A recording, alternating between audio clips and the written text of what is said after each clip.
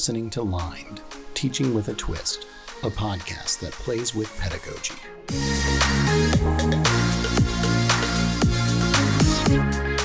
Before we get into this fabulous episode, I want you to know that we are actively seeking guests for the podcast that have unique teaching challenges or opportunities that they would like to explore. You can email me directly at mwitttstein@elon.edu. That's mwitstein@elon.edu. Or find more information on our website, www.centerforengagedlearning.org/podcasts. This month, Dhvani Toprani hosts one of her longtime thought partners from the design thinking space, Saad Shehab of the University of Illinois at Urbana-Champaign. Saad is in charge of assessment for their Siebel Center for Design and brings questions about transferring knowledge and mindsets in both the near and far term.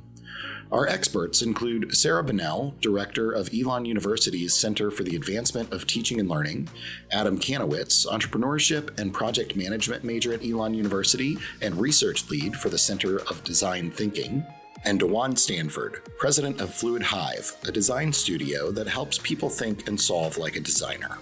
The conversation discusses some of the challenges and proposes some solutions to assessing learning from design thinking and human-centered learning programs. Enjoy the episode. Here's Dhvani Toprani.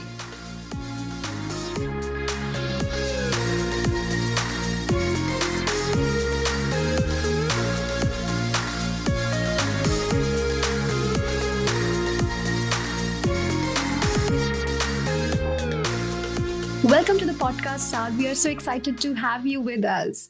Thank you. Thank you so much, Dhvani. I'm very excited to be with you too. So Saad, tell us a little bit about your teaching and learning context and what is your primary role as the Associate Director of Assessment and Research at the Siebel Center for Design? As mentioned, my name is Saad Shehab. I am the Associate Director of Research and Assessment at the Siebel Center for Design. So basically, myself and my team are responsible for running the research studies and the research support, basically, that goes into our offerings at the Siebel Center for Design. And by offerings, I mean the courses, the workshops, the seminars, any learning experiences that we design at the center to help our students and our instructors learn more about design thinking and human-centered design and their possible applications in problem solving, basically. That sounds very interesting. So I understand that you're trying to teach and practice using design thinking as a philosophy in your work. So what challenges are you grappling with in this process? Teaching with, about, and through human-centered design and design thinking is not easy at all. I mean, there's a lot of literature that realizes and points at the applications of design thinking in education and its role in solving educational problems of practice. But it does not translate as easy as it sounds to whenever you decide to actually use design thinking in your work as an educator. And as an educator or a teacher, you have options here. So you can teach with human-centered design and design thinking, meaning you yourself are going to use design thinking to do the teaching work, to design a course, to solve a certain education problem of practice. You can teach about design thinking as a problem-solving approach. And this is where you need to be a believer of design thinking and see it as a problem-solving approach that can really help the students make progress towards solving an authentic real-life problem. And you can teach through human-centered design, meaning that you see human-centered design as an engine or as a vehicle that can help the students learn the applications of certain concept or content or subject while engaging in the human-centered design process. What's, I think, even more important than all of this is the mindsets that are associated with human-centered design. So when you engage in a human-centered design experience, you are going to be applying a lot of human-centered design processes, such as empathy or brainstorming or prototyping. These are super famous, right? But as you engage in these processes, we have evidence from our own research and evidence from existing research that show that individuals who engage in human-centered design tend to develop important mindsets like collaboration, communication, creativity, human-centeredness, experimentation. And all of these are in an alignment of a trend in education, which is the competency-based education or skill-based education. And this has been a hot topic over the past 10 years, and we need to also teach them those skills and mindsets, which are very relevant to any workspace after graduation. This is the key challenge right here, which is how can we assess that students are actually developing these mindsets as they engage in human-centered design and design thinking learning experience, right? Not only that, the other question or challenge will be, we know from research that these mindsets take a long time to develop, and one learning experience is not enough, or two learning experiences maybe are not enough. So the question becomes, can we track the development of these mindsets over time, right? Can we assess or capture the transfer of these mindsets into new situations? Because if we're claiming that we need to teach our students about these mindsets during their, undergraduate level or graduate level, 4 years, let me say, of higher education, will they be able to take these and actually apply them when they take a job elsewhere after they leave the university? So having worked with you, I know a little bit, Saad, that you work both with students to teach things, you work with faculty members to help them teach things. When you explain this problem context, who are your primary learners and how are they different if your primary learners are different audiences? So it really differs, because when you're talking to educators / instructors / faculty members, you're trying to help them really understand, first of all, how to teach with, about, and through human-centered design. And there is like a educators workshop series that I lead every semester, which is composed of 5 virtual 1-hour workshops that are given or taught for educators to help them first understand what design thinking and human-centered design is. And then second, how can, for example, they create a design challenge that is going to engage their students in design thinking and human-centered design. And there is one actually workshop that is specifically focused on facilitating students' engagement in those design challenges and then assessing students in those challenges. And one of the things that we focus on a lot in that workshop is the assessment layer, and then how it is very tied to explicit learning objectives that you need to write around design thinking and human-centered design. It's not enough just to say that I'm going to be using design thinking as an approach to teach in this course. You need to sit down and write a set of objectives that are associated with this. And these objectives can range from students learning a specific process related to human-centered design, or it can be students starting to develop one or more of the key mindsets that are associated with human-centered design. And then this is where you need to make a decision on what assessment tool I'm going to be using in order to capture students' development or students' learning during that experience. So in this case, the focus is more on how to assess and the process of it.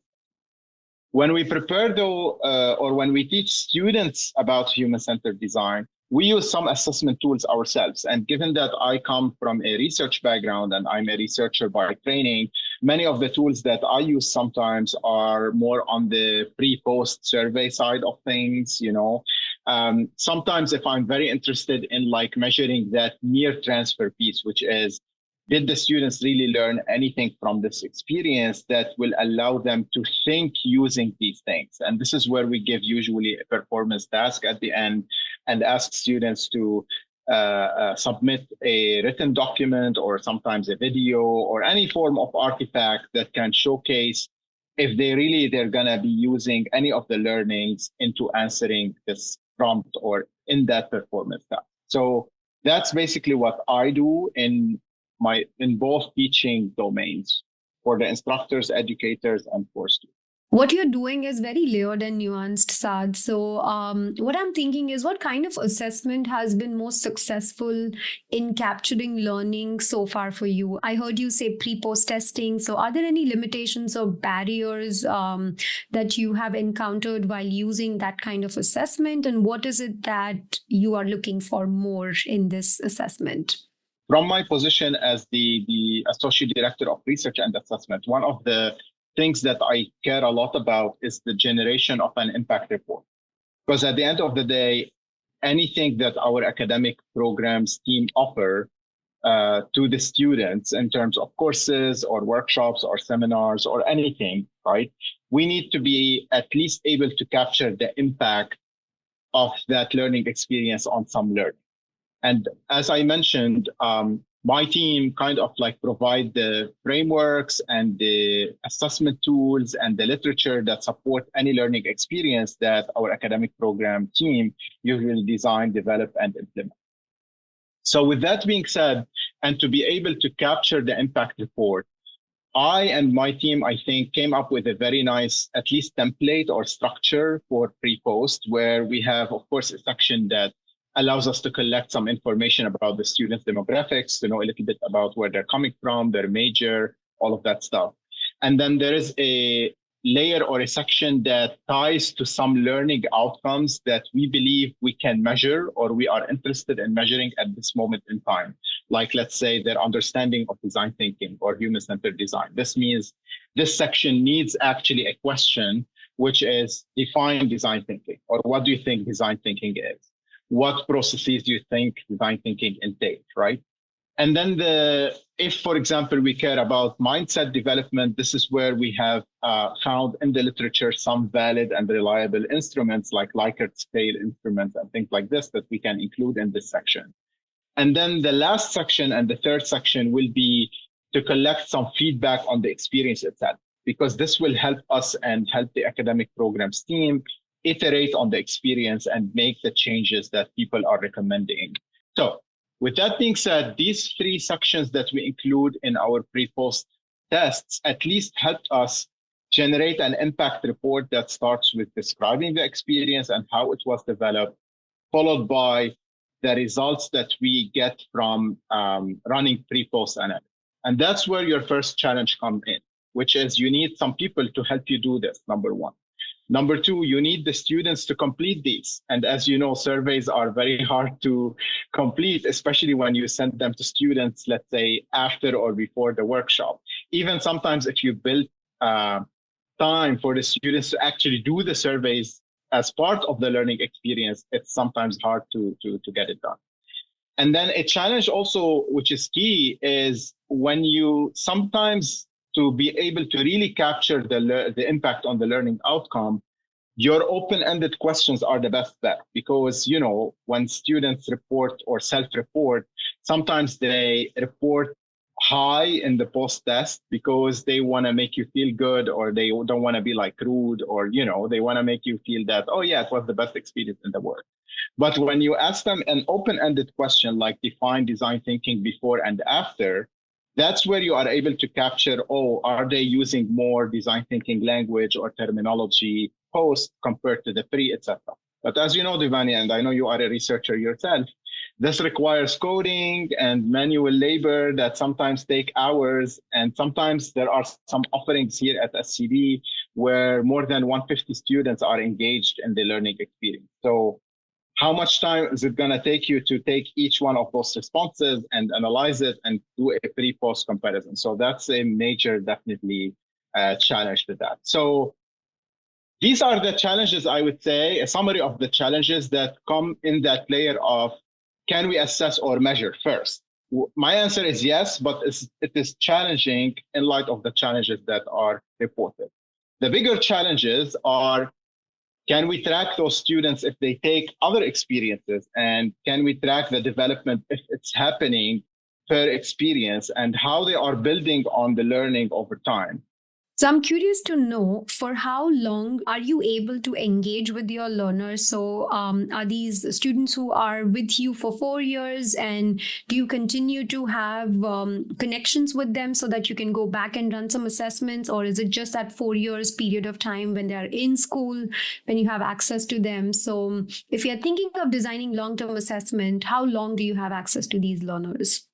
That's a great question. So it depends on the length of the program that the students are engaged in, right? Because if they come from, let's say, an engineering program and they are undergraduate, we're expecting to have at least access to them. And by access, I mean via email, because usually when they take any learning experience with Siebel Center for Design, even if it's a short 1-hour workshop, we collect their email addresses and ways to contact them via the pretest. So I'm not worried about this part. But going to your question, if the student is an engineering student who is first year, then this means in the next 4 years, we can definitely talk to the student somehow, somewhere, or reach them in order to, measure any kind of or do any longitudinal study with them. If they are more in the humanities, social sciences programs, maybe it's 3 years. So I assume that between 3 and 5 years, depending on the program, that's how much access we have with them. Now, the challenging part, let me add on that, is when the students leave, because this is where it's so hard to track them. You know that, I don't know about your university, but at our university, after 6 months of them leaving the university, their email account at least stops. We can't use the same email. We don't know where they are. We don't know if they have allowed the university to transfer any email through that address into their new address. I don't know what students do, but this is where it becomes even very hard to track them or get in touch with them. And that's why the FAR transfer, as I like to refer to it, piece is super hard to capture. And by FAR transfer, I mean, what did you do with the learnings that you got from our courses or workshops beyond the university? What value does a long-term assessment add to the work that you're doing? I think this is a wonderful question. I think it adds a lot of value because it validates this entire claim of these mindsets and processes are useful beyond any, problem you solve at the moment or content you learn about them in. So it's very important. And I think we have succeeded, I would say, to do a study or two where we were able to follow the students 8 months or even 1 year after they took a 16 weeks course with us that integrated design thinking and human-centered design in what they were doing. The results were very interesting, of course, but I can tell you easily that not a lot was recalled from what they have taken with us. And I'm talking about the 16 weeks course, which is a kind of a pretty good time, but we know again that these mindsets and processes need a lot of time to develop, right? So, but it was nice to capture the data, it was nice to know at least what they recalled, what is still existing, what they still are trying to learn more about and apply versus, I don't know what you're talking about, This is a very fascinating problem, Saad. So it sounds like you're looking for an approach to design assessment for learning experiences that are invisible and aims to focus on mindset shifts for learners. Isolating the impact of the design learning also seems to be an ongoing challenge that you're grappling with in this process. And finally, an assessment approach that is not very laborious would be an ideal one for you based on what you have said so far. I think that's a pretty fascinating problem, and I'm very excited to see what our panelists have got to say about this. So thank you so much, Saad, for being with us today. Absolutely. I'm excited to learn from the panelists what they think. And as I mentioned, I love the framing of all this in that trend of competency-based education and trying to step a little bit away from content-based education, because as we all know here, I think the content is very accessible to everybody these days, and it keeps getting more and more accessible. But what really matters at the end of the day are the mindsets and the skills that you have to solve a problem. And problems can be solved on a daily basis. They can be personal, they can be work-related problems. So the more I think you are equipped to have these mindsets, the better you are going to excel at what you do. But I really don't believe that we really have a good research-supported tools, let me say, or at least frameworks, that can inform how do we do this assessment and how do we track over time and how do we track beyond the university experience. So I'm really, really very excited that I was able to communicate this with you, and I'm really looking forward to hear from the panel.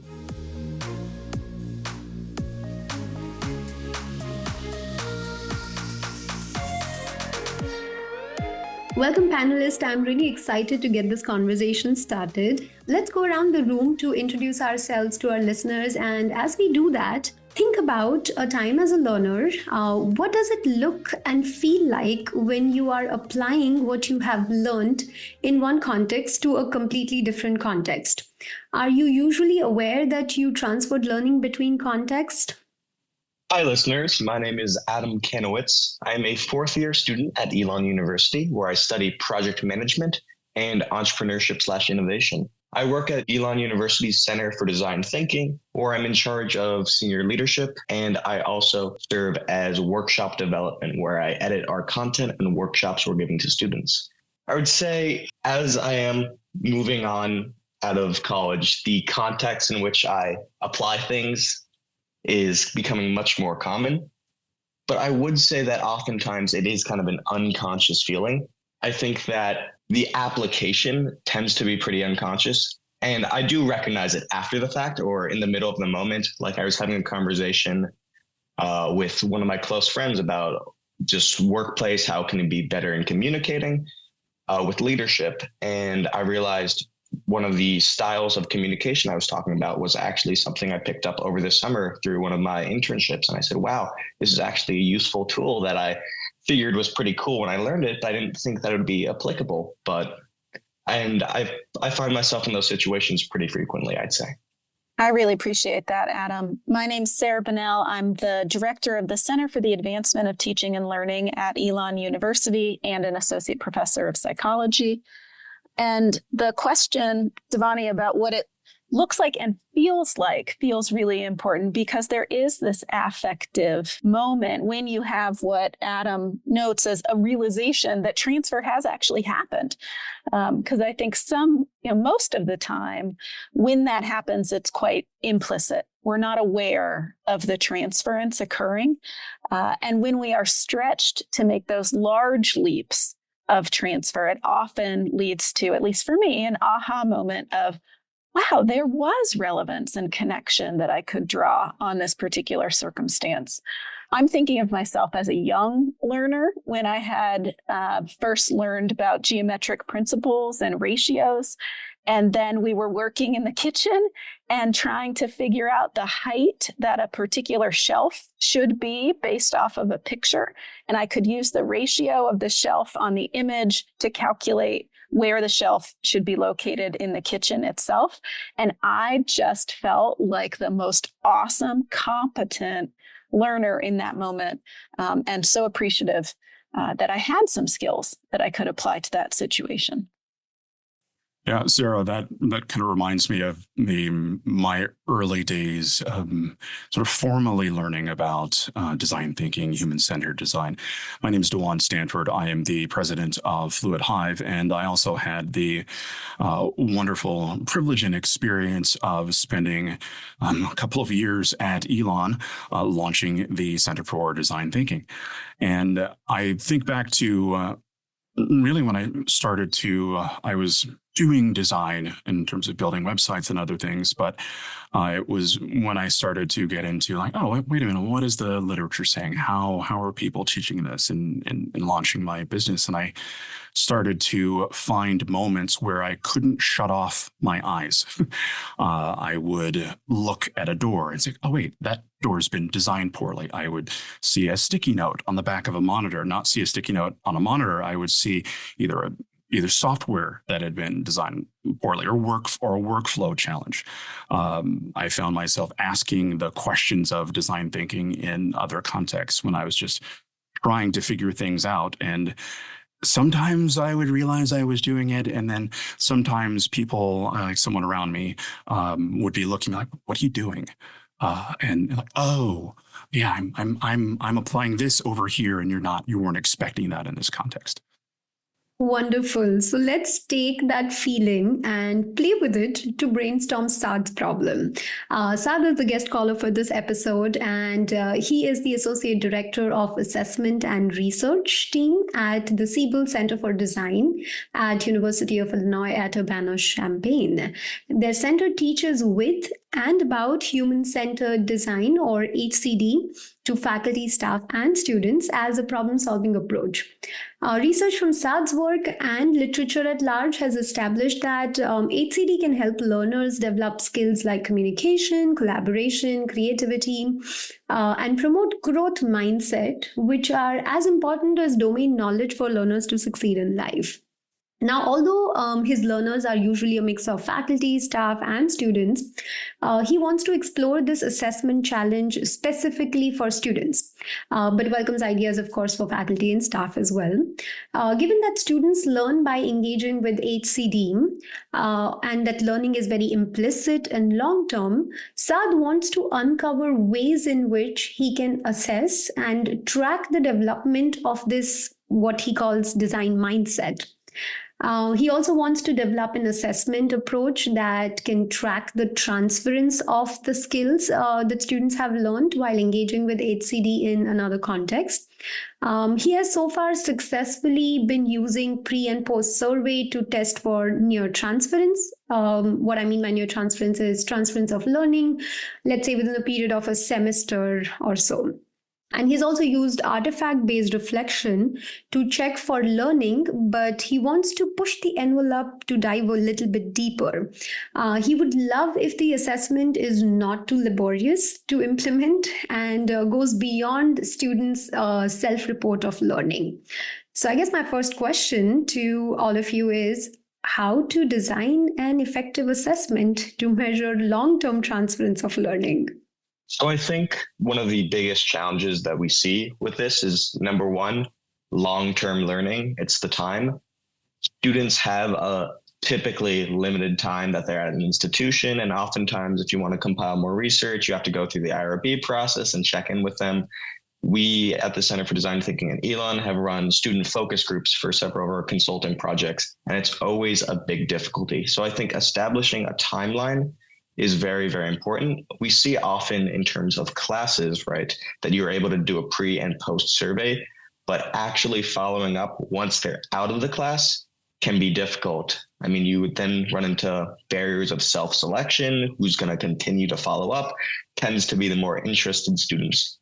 So I think creating an effective timeline for assessment projects is really important, meaning that it has to be within what's feasible for students. In terms of long-term down the line assessments, that's really difficult. So maybe even providing some sort of incentive for students to join these surveys long-term.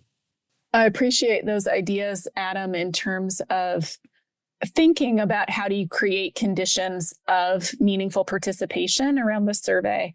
And I'm struck by, there's a large body of literature on self-report of learning or self-reports around expertise that, in a nutshell, suggests that we are fairly good as humans in reporting on what we did. So if we ask individuals, what are the steps that you took to accomplish a particular task? In this case, what are the design-centered principles that you applied to a particular task? We are less good at explaining how we did it. So what were the decision-making steps that we went through? And we are really bad, this is all folks, not student-centered, this is human, human-centered problems with explaining why we did something. And so regardless of the timeline or the incentives, and Adam's pointed to some really important logistical pieces to think through, I'd also think about, are we asking questions that are positioning students to provide the information that they are actually able to contribute? And then think about what are the other streams of information beyond self-report that would give you some markers of developmental skills over time that you care about, that students themselves are less well positioned to provide. Yeah, Sarah and Adam, I think I would also build on that. There's the survey that gives you some kinds of information, but there's also that qualitative storytelling and pulling in that qualitative data. So one of the things that I look for if I'm trying to figure out, like, okay, where someone is in their skill level or what skills they're actually using, is I say, hey, tell me a story about the last time you faced in some sort of challenge or problem or context where they likely would have applied the skills. And then it's like, oh, like what did, just having them do most of the talking to get that story out. Then I can really hear in that, I'm like, oh, wait a minute. Was someone really building the problem, understanding and doing the research, or they just jump right into making stuff? What skills? So it's still a self-report, but in some ways the information connected to evidence of transfer comes out in the story, whereas it might not come out the same way with the direct questions in a survey. Your tell me a story approach was very fascinating, Dawan. So it sounds like self-report would work for some, but not all kinds of stories or data that we want to gather. So what are other alternative assessment types or approaches that you would implement for capturing long-term learning? So as someone who does faculty development, I would want to be in conversation with Saad around what kind of learning is meaningful to them, and then backward design any assessment plan using that as the directive for how we think about what other sources of evidence, as Dawan is saying, could help articulate some sense of what kind of learning we're seeing. I think this is a very common challenge that we see when we think about assessment, that often the kind of learning that we're trying to develop in and with learners, in partnership with our learners, is not going to emerge in its full force across the course of 14 weeks. And so often when I'm working with departments or programs, they will express a sense of real disappointment or a sense of inadequacy of their current metrics of doing departmental or curricular assessment because of the limited temporal nature of data. And as we move further and further afield from the time that we're working most closely with students, the relative impact that we have compared to the huge range of additional variables and people and experiences that they're encountering just continues to expand. So thinking about what feels both aligned with what you want to know in terms of what are the core skills, intellectual moves, values, ways of being that you're seeking to foster in students through this program, and where might you look for those over time, but also keeping a humble scope to not overly claim that any one particular program is the full force of a student's intellectual journey. But we are one piece in a large constellation of learning experiences, and our assessment approaches should reflect that. Yeah, Sarah, adding on to that, in our previous conversation about what learning feels like, we often don't realize when these valuable practices, these valuable lessons we've learned through either courses or, in our case, workshops, pop up until later down the line. And we have had that trickle in effect where other experiences also add to it. But I think that's natural and should be actually valued, seeing how having one short-term experience, whether it's a class or a workshop, can then impact how you view other classes. I think that looking at a holistic end goal is an important part of design thinking. Especially like Dawan mentioned, like looking at the doors, like your daily life. I've noticed something that's very interesting to me is actually decorating my apartment now that I'm moving into a nice house for my senior year. I've noticed that the way I approach my own living space is very, very design oriented. And I don't think about that. That is, I have experienced woodworking, right? So I didn't think, okay, my taste in my decor is coming from a design experience. I'm just looking for nice wood and stuff. But I start to notice, oh, wait a minute. This furniture is actually really well designed. I like it not only because of its appearance, but its function. That's a core aspect of design thinking. So I think at the end of the line, maybe in senior capstones or before the students graduate, it may be effective to look at their holistic experience and see if we could see if that design thinking experience pushed them towards other experiences that they added. One of the things I often say early in the innovation or design thinking or service design training, it's the process I can teach. That's kind of the very generic level. You can use this one or that one. They all kind of have the same stuff in them. And then you move down from that to methods. And design methods they hold together fairly well in terms of once you understand a design method, like people have similar language for talking about that. And those are the things I can teach. The mindset part that connects to design, I remind people I cannot teach that. You get there by practicing. And I mean, one of the questions around assessment, long-term assessment, is: are you designing the course where people can practice to the degree that that far transfer is possible, but also that you have a stronger chance of the things in your assessment and the influences throughout a learning path that Sarah was talking about. And there's enough there to sort of build on and tease out and play with later. Dawan, I want to come back to this idea of you can't teach it, but you learn it through practice, because it reveals or it indicates that there are some core threshold concepts of really transformative understanding that have to happen through that process. It reminds me of a conversation that I had with one of my geology colleagues. He was saying, how do I teach students to make observations in the field? The way I was taught to make observations in the field was to make observations in the field. And that feels helpful and also incredibly not helpful as a pedagogical approach, because it's not a neutral experience. What should I be observing? How should I feel in this moment? When do I know that practice is sufficient to lead me to a transformative threshold concept where I am stepping through into a new way of seeing the world? One, you said that you can no longer just look, right, with your eyes closed. Your eyes are always open. And that's what we're trying to do in all of our educational experiences. That as a psychologist, I want students to see psychological principles and ideas everywhere they go. That doesn't mean that I want them all to be psychologists. In fact, it would be good if they were not. I want them to be all kinds of things. But I want the transference to be so powerful that they can't turn that off. And so I'm wondering for you all, as you're thinking about developing design thinking, ways of thinking, when is enough enough? How do you know when they've stepped through that threshold?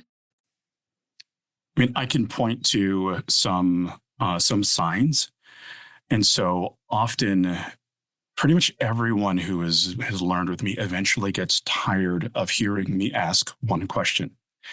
And that is, what problem are you trying to solve? It is a foundational thing, knowing that in many ways, finding the problem is more important than any of the stuff people associate with design and innovation and service design. The making and the prototyping and the creating ideas, all of that has a basis in a deep understanding of the problem you're trying to solve. And so when I start to hear people I start to see people pull back from trying to make stuff because they don't understand the problem, or say like, well, wait a minute, I'm not sure we've talked to enough people. And I've done that gathering of insights. And so that's one of the things in my work. I set up everything as questions because I found people with design, it was much easier for people to start asking kinds of questions and then back into the like, oh, like here's why, and here's how this works. Oh, and here's how it connects to the design jargon. But what problem are you trying to solve? What's good evidence for your understanding of that problem and creating ideas. How do you generate ideas based on that evidence and so on through a process? And so part of like one aspect of doing longer term assessment might be looking for the kinds of questions people are asking themselves in different contexts when faced with a challenge, when trying to understand it, and connecting those to design skills and the things that someone functioning at an expert level in that domain would ask intuitively. So I'm thinking on how to frame this. I very much agree, Dawan. That conversation, the problem is more important than how you get there. Comes up all the time. Me and my coworkers were actually just discussing that earlier. One of them says it every workshop. I think that at its core, design thinking, human-centered design, creative problem solving can best be seen as a form of effective thoughtfulness. And I feel that for me, the way I look at it, not only in people after our workshops, but especially in the catalysts or my coworkers who I'm training, I'm looking for, can they approach problems with that sort of thoughtfulness and thoroughness that we don't typically see? That is, in my opinion, what really, really sets design thinking apart from many other approaches to problem solving in life, is the thoroughness in which people need to find their answers or their solutions or what they're working towards. And I think that comes kind of very deeply from the root of human-centered design is people. When we're trying to solve for people's problems, we have to be thorough. We have to understand them because people are complicated. So seeing if somebody is able to not necessarily call it design thinking, not necessarily explicitly say, I am a designer, but dive deep to that level of thoughtfulness, and not even just specifically the type of questions, but how many questions they ask.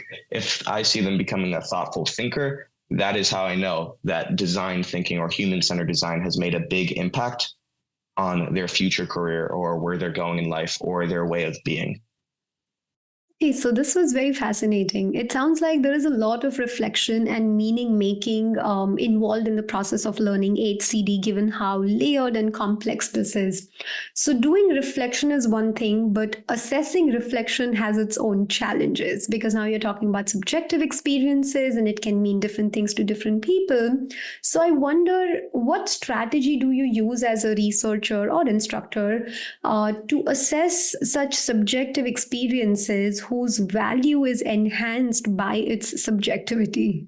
So the way I would approach looking at, if I were doing the tell me a story about kind of conversation, that I pull a lot of that from the work of Indy Young, who is a fantastic qualitative researcher and UX designer with foundational sort of design studio DNA. She was at Adaptive Path before it was acquired. The way she calls them listening sessions and not interviews, because it's 90%, 95% listening, is to start to look at the kinds of statements people are making. And she has an exceptional way of parsing that out. So we're not doing, and I'm going to say the E word, empathy. We're not doing emotional empathy, largely because when we're doing emotional empathy, there's so much of the researcher that gets thrown into that in the interpretation. I now in my work, I'm looking for cognitive empathy. And so sort of regular emotional empathy, the ability to recognize and understand the emotional state of another person from their perspective. And when I'm doing cognitive empathy, I'm looking at the ability to understand what people are thinking and how they're making decisions from their perspective. And I feel like I can get closer to what someone is actually conveying or expressing or experiencing when I'm doing cognitive empathy. And so parsing it that way can help me connect to back. Oh, okay. Here's where the design curriculum probably influenced the way they're thinking about making this decision or approaching this moment? I'd love to have a different conversation around empathy and teaching for and with empathy. But it also reminds me, one of the programs that I have helped support over time is Being Human in STEM, which is now a national program that has a core curricular component where students, faculty, and staff, co-facilitators do a lot of reflecting on themselves, their identities, how different readings and activities and learning from and with each other shifts how they understand themselves and re-understand themselves, and how we understand more broadly systemic and deeply rooted inequities in higher education and how that plays out in access and outcomes for student learning. The reason why I'm thinking of that program, Dhvani, is because you asked about the assessment of subjective reports where subjectivity is the core. And we have had a lot of conversations in that program about grading, right? The grade-based assessment of subjective reflection, and have really applied more alternative grading approaches, looking at engagement level, looking at process, that the doing of the reflection is the value more so than evaluating the accuracy of something where that's not the conversation that we're having, and that's not where the learning is rooted in that particular moment. So I don't see subjectivity or individual positionality as inherently a problem as you're thinking about immediate assessment or long-term assessment, but your feedback approach should reflect the kinds of information that we're gathering, and when we're doing evaluative work versus process-focused feedback work.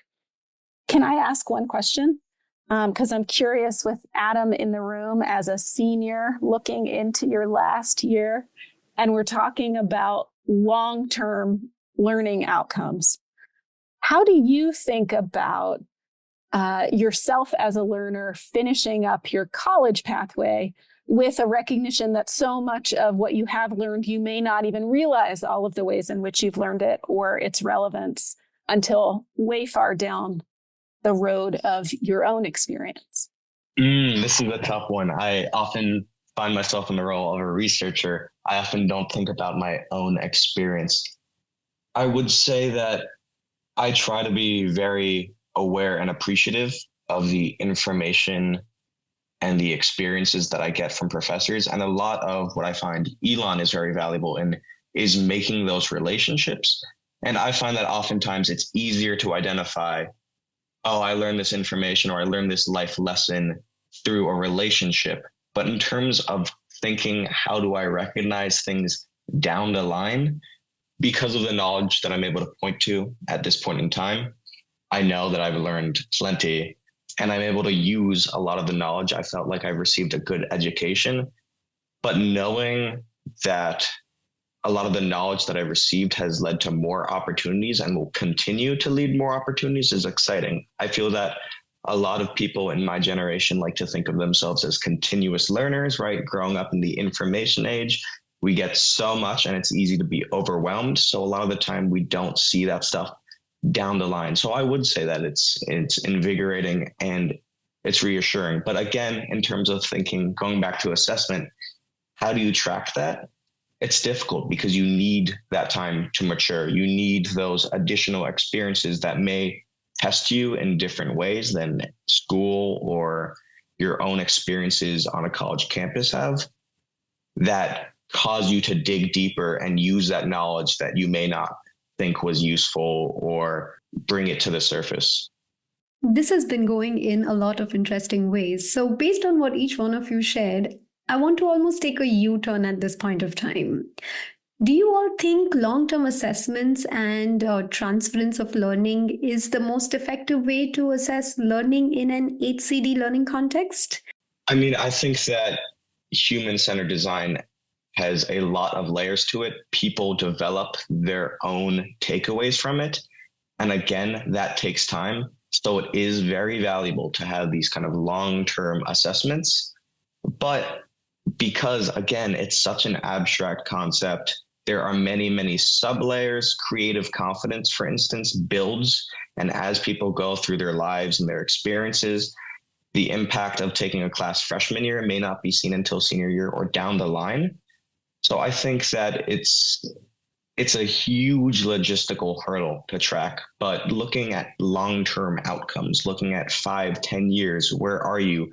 Are you still using that skills? I think that's the best way to really encapsulate this stuff has an impact. But I also think that on a practical level for centers of design thinking or other on-campus centers, looking at the seeds, starting to see it maybe pop up in other directions, starting to see if there's a curiosity to learn more. Are people opting in to continue using that? I think that is a great indicator, because that will lead to them using it in further experiences. And that can be measured on the short term. Dhvani, your question of should we be doing long-term assessment is an interesting one. And as I said before, the impact of one particular lever on an individual's learning, right, becomes complicated in all of the best possible ways the further out we get. That doesn't mean it is not important, but it also means it's not the singular driver of who we are and how we think about engaging with complex problems and process. But we also know, and here's where I would argue that the value perhaps is greatest, is that when we reassess over time, we actually prompt reconsolidation and new meaning making about learning. We show the linkages that may not be transparent between what we've experienced before and the problems or the opportunities that we're encountering at a particular moment. And that's what we all seek to do as educators. How do I find the relevance? How do I help you activate your context-specific knowledge that you're bringing in from a whole range of amazing learning opportunities that happened before me and concurrently in this particular class? And how do I help you see those links? So the assessment may not be, and is not inherently, a pure marker of the impact of a particular program on a particular learning outcome, but it can reaffirm the value of the learning and help the learner see the value of the work that they're doing at that particular moment.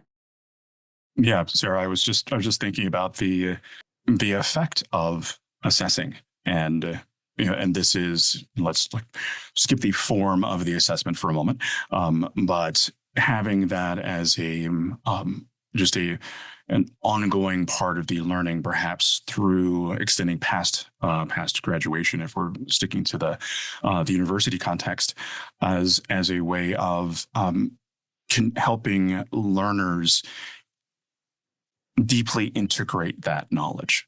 And so it is a way of saying, oh yeah, there's that. I remember that concept. I could have used that when I was working on that project in third quarter last year at the nonprofit. Oh yeah. And the assessment in some ways becomes not only is a way of assessing learning with all of those influences, but also supporting and deepening transfer over time. So it sounds like our faith in transference and long-term assessment is unshaken. So as a concluding remark, what do you all think we as designers, as educators, can do more of to make the transference of learning visible in our process of teaching? This is almost on a meta level, but really building in the human connection of human-centered design. Finding where does the lessons that they're learning connect to people's lives and giving people the opportunity to share that. For instance, my favorite thing is talking after I give a workshop and hearing the one or two people who stick around to come up to me. I still remember one of my first workshops was in a law school, the Elon Law School in Greensboro. And we had just talked about mentoring and connection. And one student came up to me and he said, "Hey, I just moved down to Greensboro. I'm struggling to make friends. That's what I was thinking about through half this workshop." And I realized, because you mentioned organizations and one activity in the workshop, I think I'm going to join Model UN. I always wanted to do that. And sure, the workshop was about making those connections and mentoring and also design thinking. So that was the overlaying message. But that was his own personal application that I saw there. So having those conversations with people who are using this thing to find where they see the value of it, not the predefined learning objectives, I feel like that is really valuable. It's funny when I think about teaching and training, I realize that I can't actually teach anyone anything.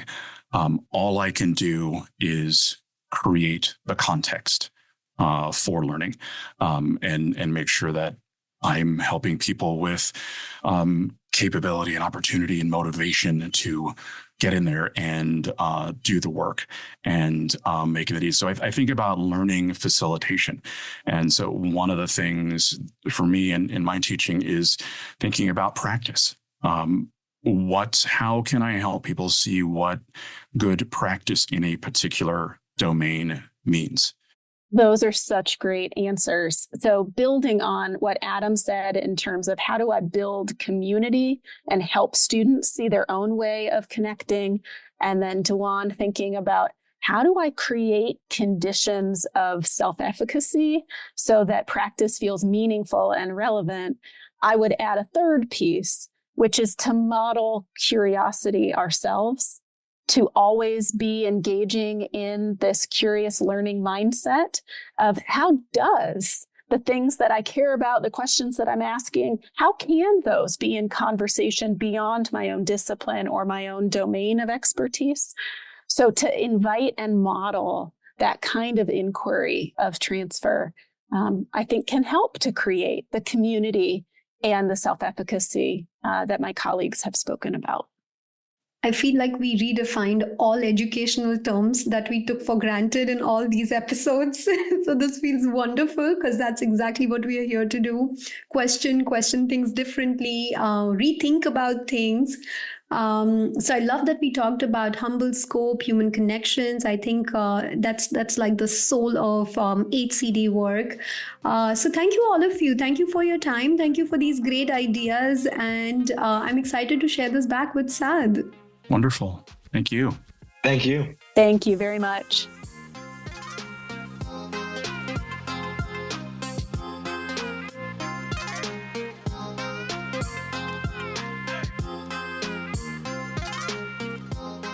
Hi, Saad. Welcome back to the show.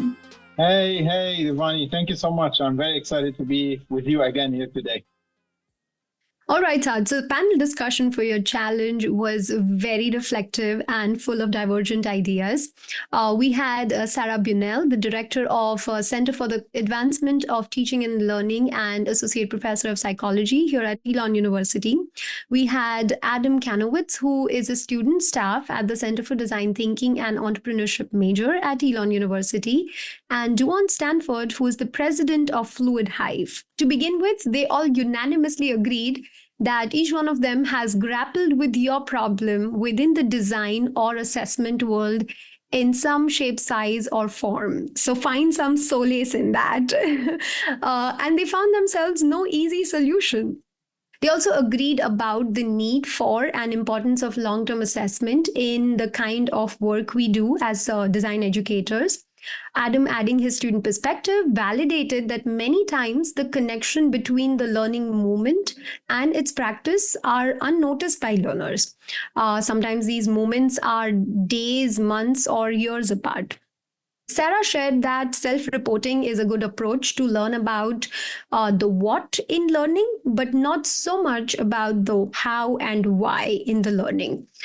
She suggested validating self-reports with other data. To that point, Dawan emphasized the need for qualitative data that extracts stories from learners by focusing on their process. What he meant by that was you are listening to their stories at a meta level almost to find patterns and not just focus on the content of the story. Clarity about the core skills and values associated with design learning would greatly support this process for you. The panel also recommended using backward design to design assessment, where you begin by identifying your long-term learning outcomes and then design spaces where your learners can express those practices and you as a researcher can observe and collect data from that. The panel also discussed that for something as complex as design learning, the learning won't emerge in its full force by the end of the course or workshop. So pre and post surveys can give you just so much from that perspective. In fact, design learning becomes more meaningful when it is infused with other authentic life experiences. So if as a researcher, we are trying to isolate the impact of design learning, we are perhaps doing disservice to its very identity. Process-focused assessment is what will get us more accurate reflection of the learning that has happened in these spaces, was something that the panelists emphasized on multiple times during the conversation. We then eventually reflected on the idea of assessment and long-term assessment for design learning. The panel suggested that how we define impact reports around this complex form of learning needs to be very humble in its scope. They suggested that we can teach them these methods, we can teach our learners the methods and share all the knowledge with them, but the mindset comes only with practice. So with all of that information, I'm curious to hear, Saad, what are your thoughts? I know you are a deep thinker. Was there anything that resonated with you, that surprised you, that you have already thought about? So all what has been said definitely resonated with me. Two things that kind of I felt are new to me were the idea of the backward design and intentionally backward design, because I think as researchers, many of the times we think as backward designers or we use backward design, but we don't really explicitly, write on paper what actually we are trying to get at. And then can we, create some spaces or some opportunities where we can collect enough data or the appropriate data to check that out or to check students' learning. So I really appreciate the idea of the backward design and the emphasis on it again. And then I love the humble in its scope. I kind of quoted that because I really felt that that's absolutely right. We are sometimes very ambitious as teachers and as researchers. We want our students to, learn things and develop knowledge and skills around stuff that we ourselves are still developing, and we forget sometimes that it took us lots and lots of learning journeys to arrive there and learning experiences to arrive there. And because we love our students so much, we want them to get where we are, in very short time, which doesn't happen. We know that learning doesn't happen this way. So I really love the idea of humble in the scope. And that's something I realized myself in my role, because I remember when I started doing research studies to capture the impact of design thinking learning experiences on students, I was always I always wanted to capture everything and always wanted to measure every single development of every single mindset and every single learning in every single design thinking process. But then I came to realize that this is impossible. You really need to be very humble. You need probably to select one or two metrics or one or two learning outcomes and just work around these. And then try to focus more on collecting multiple forms of data, which brings me to that validation, which I also do all the time, because I believe in that idea of sure thing, validated instruments, especially surveys, for example, are important, but you need to also learn how to triangulate the data and collect multiple data from multiple sources, so you really can capture what's going on and be sure that, this is what's really happening. So, that's my first reaction to what I've heard. And to that point, Saad, I think the subjectivity is so important in this learning experience. When Adam made that point about your learning really does not shine until it is infused with other existing authentic experiences, it really made me think then, how far can we go with the standardized testing mechanisms in a situation like design learning? Plus, I was also very curious to rethink what an impact report can look like in your context. Now that we have some of these conversations that are in our minds, what can an impact report look like for you? So actually, I'm in my 5th year in this position, and I have to say, it wasn't until like 2 months ago where I succeeded to write an impact report of a course that I felt what at least satisfied me as a researcher / teacher. Like, I've been struggling with this question over the past 5 years, like what really composes a good, satisfactory impact report. And I can, on the top of my head, like list some headings that I wrote under. First of all, of course, you need definitely the learning objectives and the purpose of the course. Like, what are the learning objectives? What's the purpose of the course? What are students going to get from this learning experience? I think then the second thing you can talk about is your development of the course. So as a teacher, it's really nice here to add your voice on, like, how did you design some learning experiences that can help the students meet those learning objectives? Then you write a little bit about the participants themselves, like who are you assessing or who were you assessing in this course? And then comes the evaluation part, which I think is the heart of the impact report. And that's where all what we have talked about comes in, the idea of the humbleness, the ideas of like what you report at, the idea of even defining your metrics. So one of the things that I like to focus on in a design thinking course, especially one that aims to introduce students to design thinking, is just simply their understanding of human-centered design or their understanding of design thinking. We're talking here about like an open-ended question of what is design thinking. They can provide their pre-answer, post-answer, and then you need to come up with a reference and tell the people in that impact report, I am assessing students' answers based on this reference or based on the presence of the following elements in their definitions, and then see if there is any change from pre to post to say that, like, yeah, sure, they got it, right? In an introduction to design thinking course, for me, if we want to do the humble perspective, that's more than enough. If you met the students' expectations and if you really found out that they have learned something about design thinking, specifically its definition, right? That's more than enough for me, so that you can claim, oh, okay, this experience had really led to something. And more importantly, in my opinion, in an impact report is that last section, which you entitle recommendations for future iteration. Like, if you are to repeat this course again, in light of this analysis or in light of this data, in light of this impact, what do you think you need to change so you make it better, more engaging, more advanced, etc.? A lot of what you said, the piece about the humans being in the center, is also reflected in the work that you do. This was very fun, Saad. Thank you for doing this. I hope these ideas give you some new pathways to explore, because I know there's always more to do in the world of design and design learning. So yeah, thank you so much for being on the show. I want to say one more thing, though. This experience with you and thinking about these things again, and now what you have like mentioned from the panel, has been great in like at least validating a model that I have been thinking about that relates to assessment of design thinking and design thinking learning experience. I think we still are going to be faced by two important challenges, or let me call them black boxes, which is that idea of like the near transfer. How do I capture if what I'm seeing as impact or impactful is actually leaving with the students so they can use it in new contexts, right? And then another black box, which is, does this persist over time?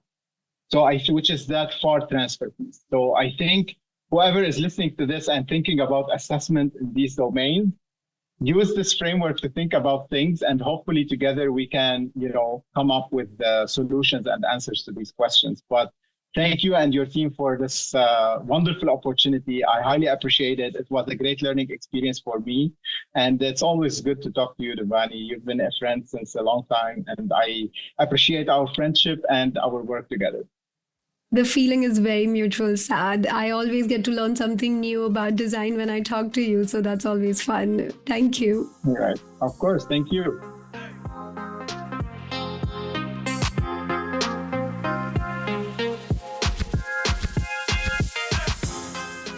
Limed, Teaching with a Twist is produced in collaboration for the Center for Engaged Learning at Elon University.